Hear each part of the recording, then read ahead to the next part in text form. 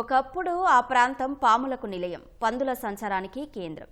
దశాబ్దాల పాటు నిరుపయోగంగా పిచ్చి మొక్కలతో నిండిపోయిన ఆ ఖాళీ స్థలం ఇప్పుడు ఆహ్లాదానికి నెలవుగా మారింది. కాకినాడ జిల్లా సామర్లకోటలో ఆబ్కారీ శాఖ అధికారి సంకల్పం పచ్చని అద్భుతాన్ని ఆవిష్కరించింది.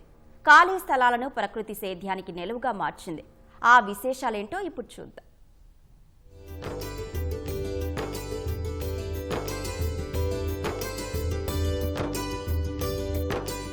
కాకినాడ జిల్లా సామర్లకోటలోని ప్రభుత్వ ఐఎంఎఫ్ఎల్ మద్యం డిపో ఇది. 2 ఎకరాలకు పైగా ఖాళీ స్థలం ఇక్కడ ఉంది. ఎన్నో ఏళ్లుగా పట్టించుకోకపోవడంతో పిచ్చి మొక్కలతో నిండిపోయింది. వాటిని తొలగించి మొక్కలు పెంచితే బాగుంటుందని ఉప కమిషనర్ చైతన్య మురళి ఆలోచన చేశారు. మద్యం డిపోలో పనిచేసే సిబ్బంది, హమాలీలకు ఖాళీ స్థలం వినియోగంపై అవగాహన కల్పించారు.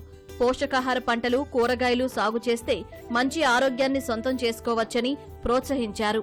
మార్కెట్లో దొరికే ఎరువులు, పురుగు మందులతో పండించిన కూరగాయలు, పండ్లు తిని ఆరోగ్యాన్ని పాడు చేసుకోవద్దని సూచించారు. ఆయన సూచనతో కొద్ది రోజులకే ఖాళీ భూమి స్వరూపం మారిపోయింది. ట్రాక్టర్తో ఖాళీ స్థలాన్ని దున్నించిన సిబ్బంది అందులో సేంద్రియ సాగు ప్రారంభించారు.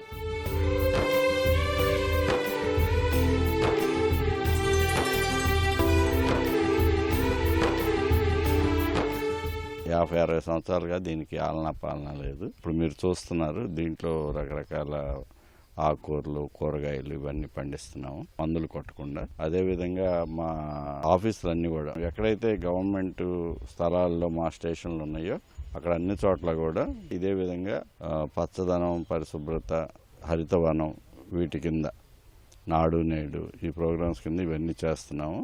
అదేవిధంగా సోషల్ వెల్ఫేర్ రెసిడెన్షియల్ ఇన్స్టిట్యూషన్ చొల్లంగిపేట, అక్కడ కూడా 2.5 ఎకరాలు ఖాళీ స్థలం ఉంది.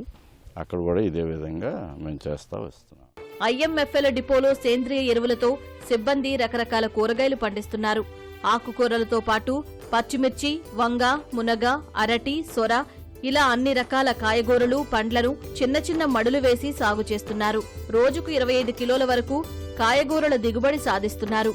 హమాలీలతో పాటు సిబ్బంది రోజూ సాగులో మమేకమవుతున్నారు.